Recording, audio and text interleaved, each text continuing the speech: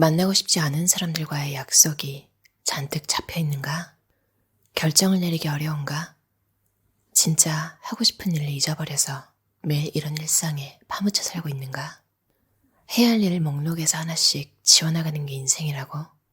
그렇다면 내 일과 경력, 삶의 질서를 되찾을 방법이 없을까?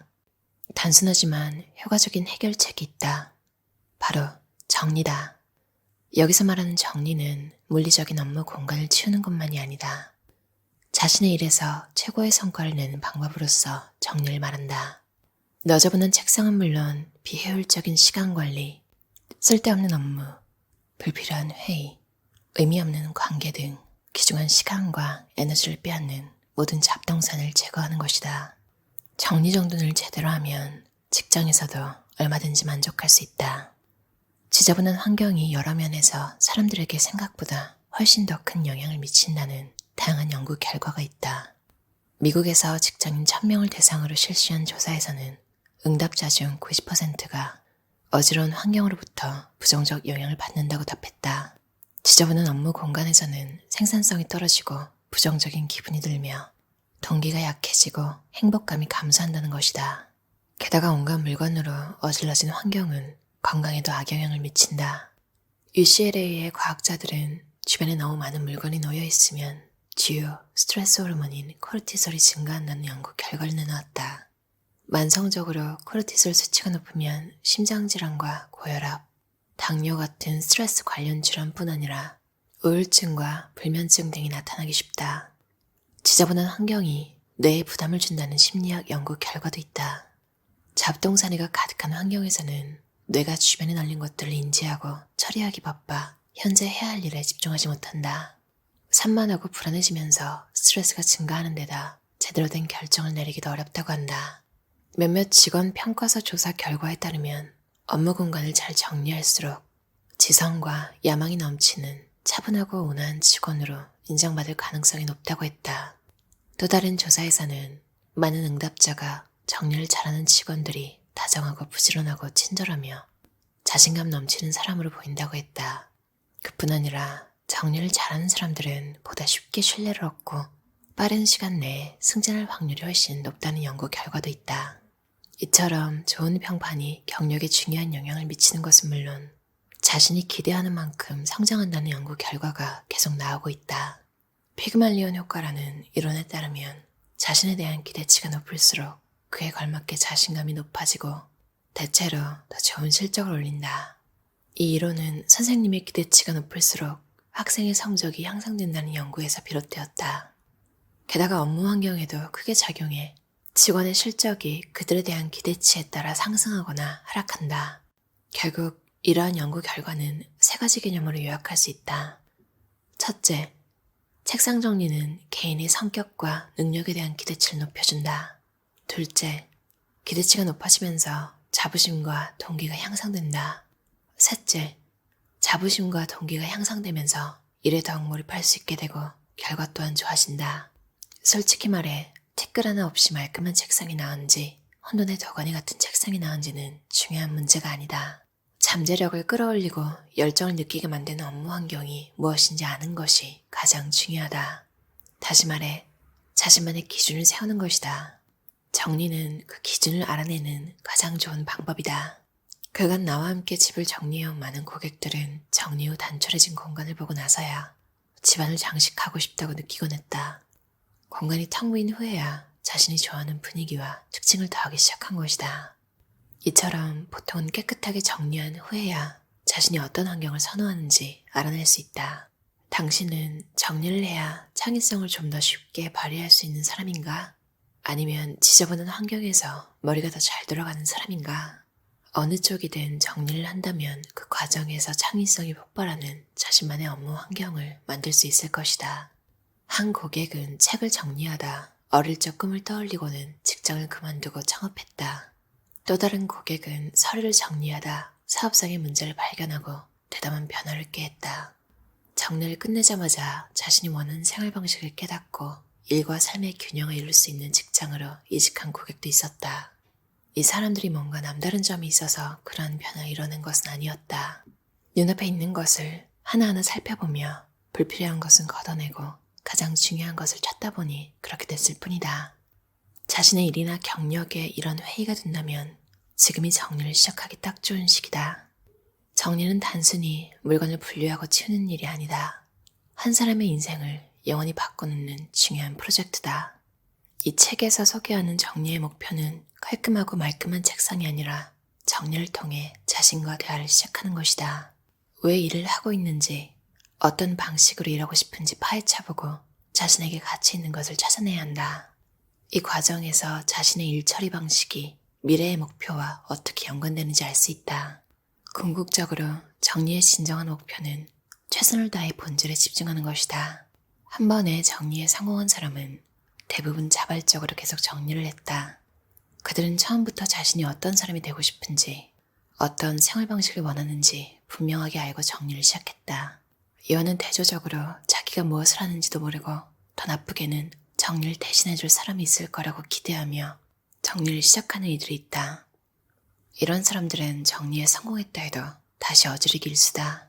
한 번에 모든 물건을 분류해서 남길 것과 버릴 것을 정하고 남길 물건의 자리를 정해야 한다. 업무 공간에 있는 모든 물건이 각각 어디에 있는지만 알면 늘어나는 물건도 제자리에 놔둘 수 있다. 무엇보다 손 안에 든 것이 업무에 긍정적인 영향을 미치는지 여부가 가장 중요하다. 정리의 근본적인 목적은 물건을 버려 책상을 깨끗이 치우는 것이 아니라 열정이 가득한 직장생활, 잠재력과 생산성을 넘치도록 발휘하는 일터를 만드는 것임을 기억하기 바란다. 한 번에 제대로 정리해서 깔끔하게 질서 잡힌 업무 공간을 즐기고 나면 그 즐거움이 온몸의 세포에 각인된다. 그러면 그 느낌을 다시 맛보기 위해 업무 공간을 항상 깨끗하게 유지하고 싶어진다. 정리 순서도 중요하다. 집안이라면 주로 옷부터 정리하고 점점 난이도를 높여 책과 서류, 다양한 소품, 추억의 물건 순으로 정리하라고 조언한다. 남길지 버릴지 결정하기 가장 쉬운 것부터 난이도를 높이며 정리해야 하는 이유가 있다. 그래야 남길 것과 버릴 것을 고르는 능력과 수납 장소를 결정하는 능력이 향상되기 때문이다. 업무 공간이라면 의류를 건너뛰고 바로 책과 서류, 소품, 추억의 물건 순으로 정리한다. 이 모든 카테고리의 물건을 정리하는 규칙은 동일하다. 한 번에 한 가지 카테고리씩 정리하는 것이다.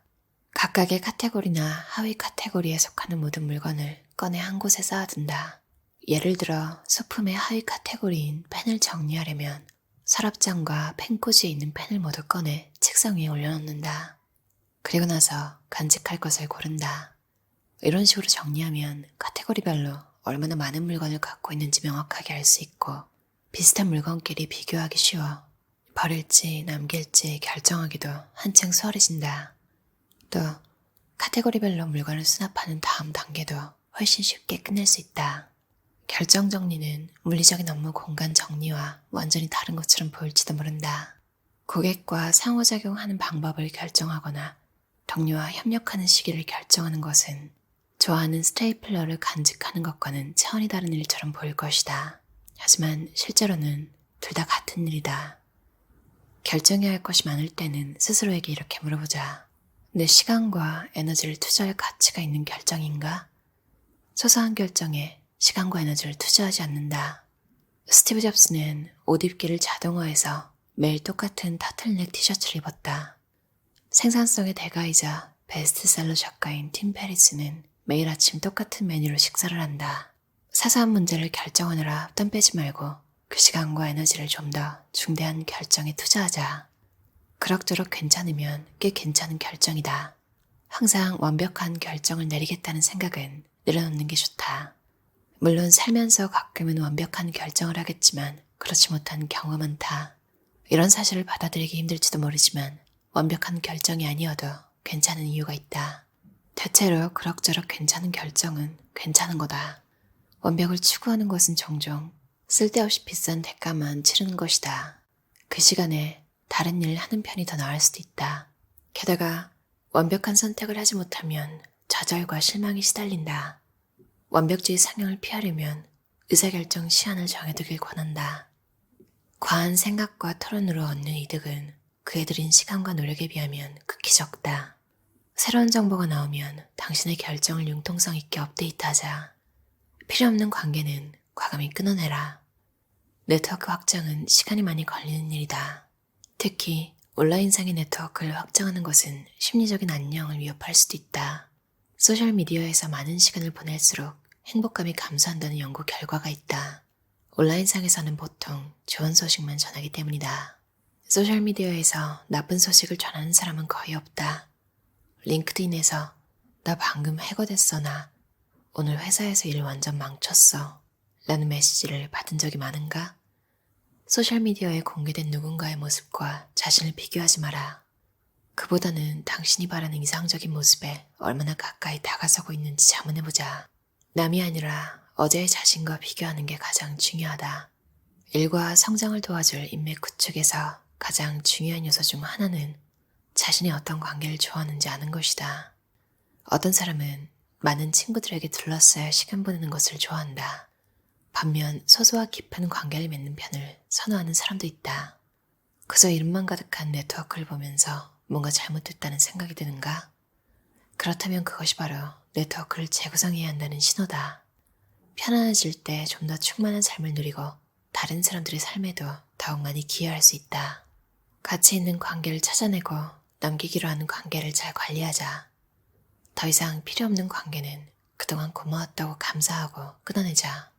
이를 통해 일과 삶이 보다 단순하면서도 풍요로워질 수 있다. 이제 당신이 바라는 이상적인 커리어를 그려보자. 이를 실현하기 위해 어떤 사람들과 어울리고 싶은가? 나에게 필요한 사람인가? 일과 생활에 대한 내 비전 향상에 도움이 되는 사람인가? 생각만 해도 미소가 떠오르는 사람인가? 조만간 만나고 싶은 사람인가? 기존 연락처를 정리한 후에는 연락하고 지낼 사람을 까다롭게 고르자. 모든 요청을 들어줘야 하거나 그들이 주최하는 행사에 다 참석해야 한다고 생각하지 마라. 너무 매정한 것 같다고? 하지만 그것이야말로 당신을 방해하는 모든 것을 끊어내는 출발점이다. 그래야만 자유롭게 살아가며 정말 중요한 관계에 신경 쓸 수 있다. 진심이 담기지 않은 요청을 거절한다고 해서 문제될 것은 없다. 그러니 알맹이 없는 관계를 과감히 끊어내고 의미 있는 관계에 집중하라. 이를 통해 복잡한 삶이 단순해지고 가장 중요한 일에 몰입할 수 있다. 지금 당신이 선택해야 할 것은 필요한 만큼 의미 있는 관계다. 정리 컨설턴트 곤도 마리에와 미국 라이스 대학교 경영학과 교수 스콧 소넨샤인의 짧고 굵게 일합니다라는 책이었어요. 여러분 어릴 때 친구들이랑 아직도 다 잘 지내시나요? 아니면 살다가 뭔가 일이 생겨서 싸우거나 자연스럽게 연락이 완전히 끊겨버린 관계가 있을 수도 있겠고, 자주 연락하진 않지만 가끔 연락이 될 때 아주 반갑게 만나는 사이가 있을 수도 있겠네요. 참 어릴 때 곁에 누가 있느냐가 굉장히 중요한 것 같아요. 저는 항상 베스트 프렌드라는 걸 가지고 싶었는데 에너지가 부족했던 것 같아요. 그리고 먼저 다가갈 용기 같은 것 잘 없어서 항상 앉는 자리 앞, 옆, 뒤에 있는 친구들이랑만 친해지고 또 그 친구들이랑 계속 연락을 유지하고 뭐 이런 성격이었는데, 그리고 친구를 되게 가지고 싶어 하면서도 뭐 옆반이나 다른 친구, 좀 연관이 없는 사람들이 저한테 친구가 되고 싶다고 다가올 때 자존감이 굉장히 낮았던 건지 뭔지 너무 어색하더라고요. 그러니까 뜬금없이 밑도 끝도 없이 친구가 되고 싶다고 하는 게 부담스러워서 연락을 이어가지 못했던 적도 있고, 제 옆자리에 앉았던 친구 중에 하나가 항상 먼저 연락을 해주고, 그래서 되게 나도 친구가 생겼다 이러면서 베스트 프렌드 같은 느낌으로 있었는데, 알고 보니까 얘는 에너지가 넘치는 친구였던 거예요. 약간 인싸 같은?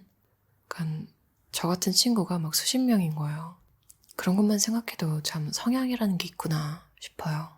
지금은 연락을 하지 않지만 오히려 제일 오래가는 친구들은 아까 제가 말한 세 번째 친구들, 자주 연락하지 않지만 가끔 그 지역에 가거나 만날 때 굉장히 반갑게 정말 어색함이 하나도 없이 어렸을 때처럼 이야기를 나눌 수 있는 친구들, 나이가 들수록 그런 친구들이 참 고맙더라고요.